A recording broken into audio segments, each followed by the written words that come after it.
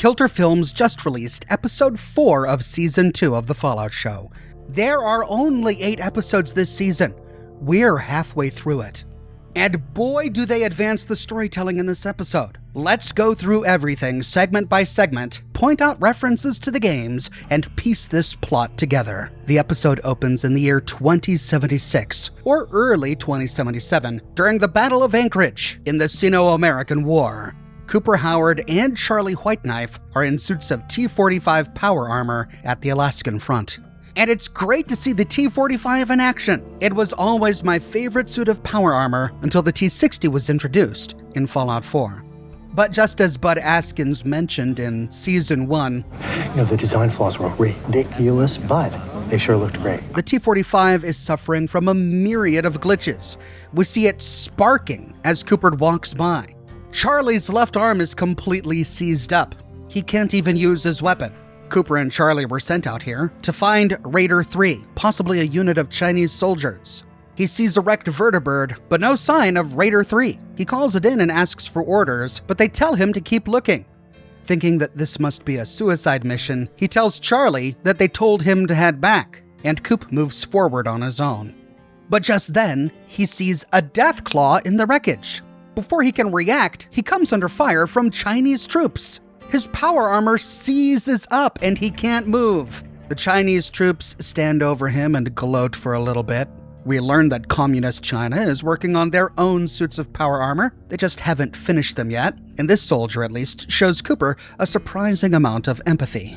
But before they can kill Cooper or take him prisoner, the Deathclaw attacks, killing all of the Chinese soldiers.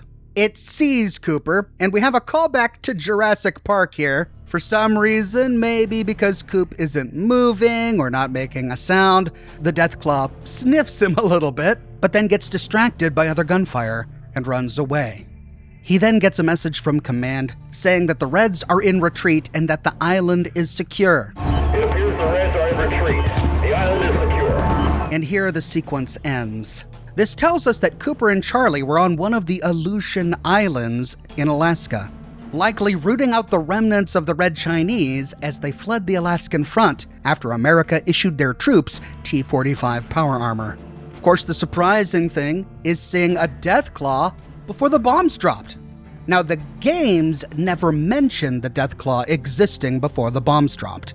However, they do hint at it. In the secret government RoboBrain facility, deep beneath the Robco Service and Repair Center in Boston, we found a lab that at one time produced RoboBrains, but what was interesting were the X-rays of Deathclaws that we found there. When I did my lore series on Automaton many years ago, I actually pointed these out because this facility hasn't been open for over 200 years, and we shouldn't be seeing the X-rays of Deathclaws here, if the Deathclaw was a post-war mutated Jackson chameleon.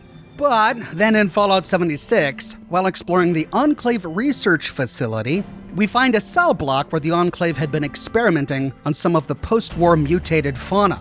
We learned that in this cell, C1, they had captured a Deathclaw. And while experimenting on it, we learned from a terminal that they thought this Deathclaw was the result of precise genetic manipulation, and then the author went on to speculate that the Deathclaw might be one of their own.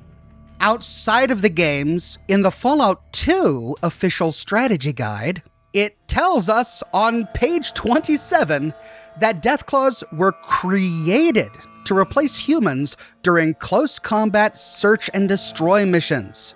The Deathclaw was a pre-war creature likely created by the Enclave, and it would make sense that the Enclave had a secret lab on one of the Aleutian Islands in Alaska. So what happened here? Well, if my theory is correct, then when China invaded Alaska, an Enclave lab got caught in the crossfire, and their experimental Deathclaws were released upon the island. They ripped through the Chinese here, and Cooper was one of the few Americans, if not the only American, to survive seeing one. Fast forward 200 plus years, Norm and the cryogenically frozen survivors from Vault 31 have found a Blamco mac and cheese food truck, and they've raided it for provisions. And this entire segment is hilarious. They're eating the noodles without cooking it, and they're being very positive, talking about how they actually prefer it this way. And one guy even goes on to talk about how he loves the mouthfeel. But we learned that these junior managers were at various stages of Vault Tech indoctrination before they were interred in Vault 31 after the bombs dropped. While everyone else is munching on Blamco mac and cheese, one woman is looking at an overpass. She says that from her perspective, she crossed it just a few weeks ago to attend her interview at Vault Tech. But then we meet Ronnie, and we learn that before the war, Ronnie was Bud's personal assistant. He was never part of the Vault Tech planning process, but while he was delivering water and refilling cups of coffee, he attended many of Bud Askin's meetings concerning Vaults 31, 32, and 33, and so he knows what Bud's game plan is. He tells Norm that at this point they should be working on Phase 2. Norm clearly doesn't know what that means, but he's putting on a brave face. After all, he's currently in control of this lot, and he needs to maintain his position of authority. But he also needs to find out what Phase 2 is. And so he tells Ronnie to lead on. Ronnie rallies the Vault Dwellers, and they walk off into the ruins. Meanwhile, the Brotherhood has come looking for Maximus and Harkness. Thaddeus just wants to run away. After all, he's good at running. Yeah, I'm great at running away. I'm great. I love it. I like it. Sometimes running away is the best thing you can do. Sometimes it's not. But Maximus reminds Thaddeus that if the Brotherhood comes in here, they're gonna see all of the ghoul children and murder them all. The only way they're not gonna come in here is if both Maximus and Xander leave to rejoin the Brotherhood. And in order to save their lives, Thaddeus agrees to get in Maximus's suit of power armor and pretend to be Xander. They leave and board the vertibird, and as it flies away, we get a wonderful exterior shot of none other than the same Sunset Sarsaparilla bottling factory that we got to explore in Fallout New Vegas. I thought perhaps this might be another one, but no. It has this wonderful Sunset Sarsaparilla bottle structure just outside, leading me to believe that this is the same headquarters that we got to explore during the events of New Vegas. It could be a completely different place that just happens to have a similar bottle construction outside, but it's really close to New Vegas. It's gotta be the same place. I'm just sad we didn't get to see Festus. I hope he's okay. They dock with Quintus's airship, the Caswanon, and Dane comes down looking for Maximus because Quintus is freaking out. Maximus shares with Dane his brilliant plan. What are you gonna do? Kill Quintus. That's his plan. He tells Dane to gather all the child squires together and keep them safe, while he goes off to murder Quintus. Back on the ground at Area 51, Maximus, Thaddeus, and Dane begin to enact their plan. Thaddeus does his best to integrate into the Brotherhood. He tries to sit down and eat in the mess hall, apparently forgetting that in order to eat, he'd have to lift up his face mask. But while there, the elder from the Yosemite chapter, thinking that Thaddeus is Xander, approaches him to make sure that he knows that the Yosemite chapter is still loyal to the Commonwealth. But then the elder from the Coronado chapter walks in, sees them having a conversation, and feels like he should be a part of it. Thinking that Thaddeus is Xander, he offers to kill Quintus in exchange for 300 fusion cores. Whereas the elder of the Yosemite chapter says that they'll do it for free. And here, she name drops Elder Maxon. All we hope is that Elder Maxon will remember us better in the future. Which confirms that Arthur Maxon is not only still alive after the events of Fallout 4, but he's still the elder of the Commonwealth chapter. In the meantime, Maximus confronts Quintus. He pulls out his gun, but he can't pull the trigger. Quintus uses every manipulative tactic in his book. He talks about turning the wasteland from chaos into order. He talks about all the good that the Brotherhood will do. He repeatedly calls Maximus his son, and poor Maximus is falling for it. He hasn't thought this through. He tells Quintus what happened, and at first, when Quintus learns that Xander was trying to kill some kids, he appears to be sympathetic with Maximus's choice. But then, when he learns that those kids were ghouls, They were ghouls, young ghouls. What? No. I mean, kids. No. No, he was gonna kill them and I couldn't let him. Abominations. he gets disgusted. He calls them abominations. He reaches into a drawer, pulls out a 10mm pistol, and opens fire on Maximus. Maximus lets loose with his laser pistol, but they both miss each other. But at the same time, Dane is thinking strategically. And I'm having a hard time believing that this would happen. They walk into the hangar, and Dane finds Cold Fusion unguarded. No scribes, no clerics, no knights, no guards. It's just sitting there, the relic that all of the Brotherhood is here for, the one bargaining chip that Quintus has. It's just sitting here unprotected. So of course, Dane grabs it. But the elder of the Grand Canyon chapter of the Brotherhood finds out that Cold Fusion is missing. He thinks that one of the other elders has done it, and he barges into the mess hall making accusations. The elder of Coronado immediately reaches out to his troops on his airship to mobilize them for attack. But the elder from Yosemite assumes that the elder from Coronado is the one who stole the artifact, and so she stabs him through the face. And the elder from the Grand Canyon is all, That was cool. but then he opens fire, and then everyone in Quintus's chapter pulls out guns and they open fire. Maximus and Quintus are still in the middle of a firefight, but Maximus manages to get out of the door and chain Quintus inside. Just then, Dane races up and asks him if Quintus is dead. Maximus admits that he didn't have it in him. He couldn't kill Quintus. And Dane says, Hey, you do not have to apologize for not killing someone. which is showing us just how completely ideologically divorced from the Brotherhood Dane is. That's why they and Maximus are friends to begin with. They don't belong here. Thaddeus managed to sneak out of the mess hall without engaging in the firefight. He just wants to go, and so Dane slips Maximus Cold Fusion and tells them to get on out of here. Dane's gonna go make sure the kids are safe, and they'll meet up again someday. What about you? We're survivors, Max. We'll survive. And Dane stays behind. Quintus is trapped. He can't get out. At the top of his lungs, he screams, "Heretic!" at Maximus. And as Thaddeus and Maximus run away from Area 51, the airships of all 4 chapters open fire on each other. And at least one in this scene is completely destroyed. Meanwhile, things aren't going very well in Vault 33. Reg's Products of Inbreeding support group is getting larger, and Reg is so glad he finally feels important. But what he appears to be overlooking is that the people in Vault 33 are only attending his inbreeding support group for the water and the snacks, particularly the water. We already learned in Season 1 that the water chip broke when the Raiders attacked the vault. And at the time, we were told that the vault only had 2 months of water left. The vault only has enough water to keep our population alive for 2 months. This incidentally gives us a time frame for Season 2. In my last episode, I posited that maybe a year had passed between seasons, but that couldn't be, because for them to still have some water means that no more than 2 months could have passed since Season 1. We see that the plants in hydroponics are all dying, and that's because Betty Pearson has put austerity measures in place to ration their water supply. But Reg is just having so much fun being the leader of his little support group that he doesn't care. She gave him permission to make his group. It is now written in the Vault Charter, and she can't stop him. And so he goes to fill up with more water. Out of desperation, Betty reaches out to Stephanie in Vault 32.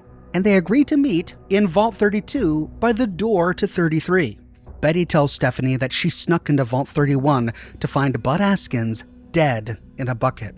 As far as she's concerned, the experiment is now over. She asks Stephanie for some of Vault 32's water, and Stephanie refuses to share with the excuse that her primary goal is survival, and she now has to think about her baby. Then Betty reveals that she thinks that Vault-Tec no longer exists.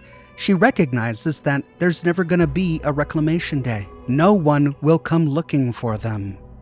If she's willing to admit that, I wonder if she's as indoctrinated with Vault-Tec propaganda as Hank was. She mentions that she's been in Vault 33 for over 40 years. She now knows what's important, and the company you work for is not important. The company we work for isn't coming to save us. This community, that's all we have. This makes me wonder if she's grown to regret her actions helping Hank destroy Shady Sands. Because remember, in season 1 we learned that Hank didn't do it by himself. Betty helped too. When my mother died, what happened to her pit boy? It was buried with her. How are you so sure? Because I buried her myself. Me and your father. Could she be regretting that choice now? It doesn't absolve her of what she did, but will we see her try to make amends for it in season 2? Stephanie finally agrees to share water on one condition. Apparently, Hank McClane brought a keepsake box with him into Vault 31 before he got frozen. Stephanie says that if Betty brings her the box, she'll consider giving Vault 33 access to their water. She won't tell Betty what's in the box. She says it's something personal. Stephanie leaves saying that the experiment is over and they each need to look out for themselves. But Woody overheard the entire conversation. Apparently, it's against regulations for vault dwellers to linger outside that door, except during triannual trades, when they exchange members to protect the genetic diversity of the vaults. He confronts Stephanie about this, and Stephanie leans into her power as the overseer. She thanks Woody for bringing this matter to her attention. But as she's the overseer, she's not gonna punish herself. Chet is overhearing this entire conversation. He's carrying her baby. He's been doing their laundry. Seeing Stephanie act the way that she's acting is bothering him. But while putting laundry away, he discovers a false bottom in the sock drawer. Lifting it up, he finds Stephanie's wallet, and inside he finds her pre-war American ID card. She was a resident of Canada. In the Fallout universe, America annexed Canada after Canadian saboteurs attacked America's pipeline running from Alaska to the continental United States. But with this one document, Chet suddenly realizes what has happened. Remember, only Norm discovered the true nature of the Vault 31, 32, and 33 experiments after breaking into Vault 31 and talking with Bud Askins. But this hard evidence immediately tells Chet that Stephanie was born before the bombs dropped.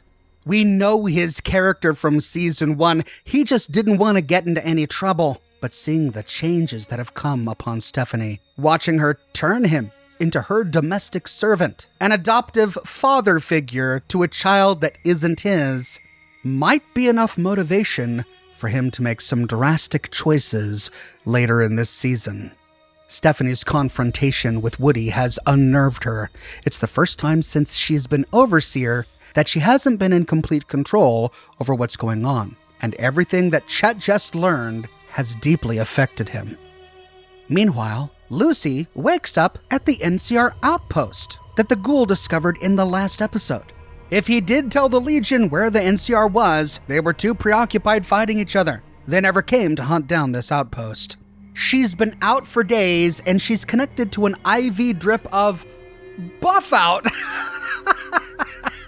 In the Fallout universe, Buff Out is a powerful steroid that increases your health, strength, and endurance. I suppose it's not a wonder that they gave this to her to revive her after her exposure on the Legion Cross in the last episode. The NCR claims that this outpost doesn't represent their full numbers. There are lots of them. They're just not here right now. They invite Lucy to join the NCR, but she says that she is looking for someone. The fact that the person she's looking for is the very same person who destroyed Shady Sands is not lost on her, and perhaps she's wise to not mention that fact to the NCR here. But before Lucy and the ghoul leave, the NCR give them a gift of weapons. They open a crate and give away just a ton of gear, saying that they won't need it anymore. But Lucy is starting to have side effects. She's itching all over. She's becoming short-tempered and aggressive. The ghoul knows exactly what has happened. She's developed an addiction to Buff Out, and now she's suffering from withdrawals. He says it'll take 4 or 5 days for it to run out of her system, or she can take more buff out. She chooses to take more buff out. This is not what I expected. I didn't expect Lucy to become a chem addict, and the ghoul is truly relishing every moment of this, which is awful because he shouldn't be enjoying seeing Lucy develop a harmful addiction, but he just can't help himself. He is tickled pink by the change of her personality. At last they arrive at the gates to New Vegas. But the ghoul can tell that something isn't right. Looking through a spyglass, he sees destroyed Securitrons and that the kings have all become feral ghouls. He recommends that they go around to the east side of town to go in through Freeside. It'll take a day or so of travel, but it's safer. But Lucy, all hopped up on Buffout, says that's a no-go. She marches towards the gate, and the ghoul is so here for it.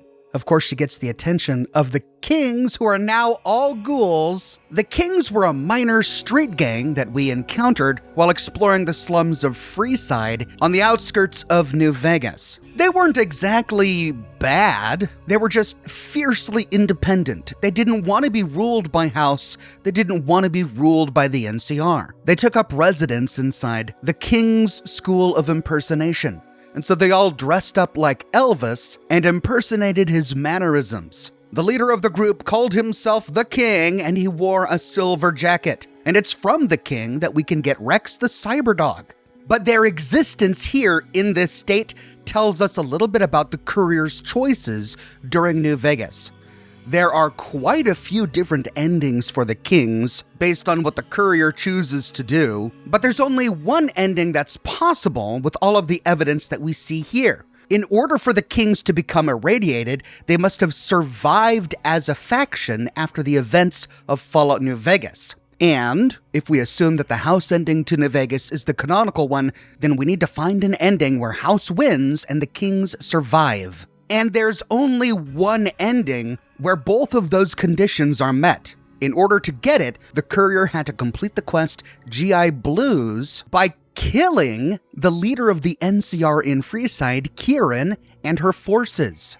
But the Courier must not have completed the quest The King's Gambit, and Pacer must have been left alive. With those conditions met, and by siding with Mr. House, we get the following ending. During the second Battle of Hoover Dam, some kings took it upon themselves to launch several attacks on NCR citizens and soldiers around Freeside. Mr. House looked on these actions favorably, seeing them as proof of the king's loyalty to New Vegas, and decided to leave them alone. Which leaves the Kings alive as a faction, allowing them to be turned into feral ghouls by the events of the show. And when the ghouls attack, she immediately opens fire, and she likes it. We then get a montage of her going through each and every weapon in the arsenal that the NCR gave them. She just used a lever-action rifle to shoot the leg off of this guy. She uses it to kill a couple more guys. Then she pulls out a lever-action shotgun to shoot a ghoul in a car. With so many one-shot kills, all of these weapons must have the Junkie's legendary effect. When she gets pinned by a ghoul, out pops a 32 caliber? I think that's a 32. Let me know if I'm wrong there. And man, she's living her best life now. You okay, Coop? Yeah, he's okay. Back to the satchel, she grabs a radium rifle, takes care of the rest, including the King himself. We see him walking around in his silver jacket, a guitar strapped to his back. And this is how he ends. She uses VATS to kill the King from behind. And she's so pleased with herself. And yet, her hand won't stop shaking. Even though that was a lot of fun, I think part of her realizes that this might become a problem. I hope they can find some Addictol soon. Night falls when they enter the Strip, and they find the place completely abandoned. And they recreated the Strip so well here. I went over this in detail when photos from the set were leaked mid-last year. But they just got so many details right. The sign and the marquee outside Gamora. The Ultralux, which does look a little smaller than it did in the game. The sign on the Lucky 38, exactly as it is in the game. The layout of the Strip is a bit different. In the game, the casinos are arrayed along a strip because, it's the Strip. But here it looks like the casinos are arrayed in a bit of a circle. The The tops and the Ultralux should be on the other side of the Lucky 38, off camera, and Michelangelo's is way out of place. But I'm willing to give it a pass because all the little details are so right. What's wrong is how empty it is. And the ghoul recognizes that something is off.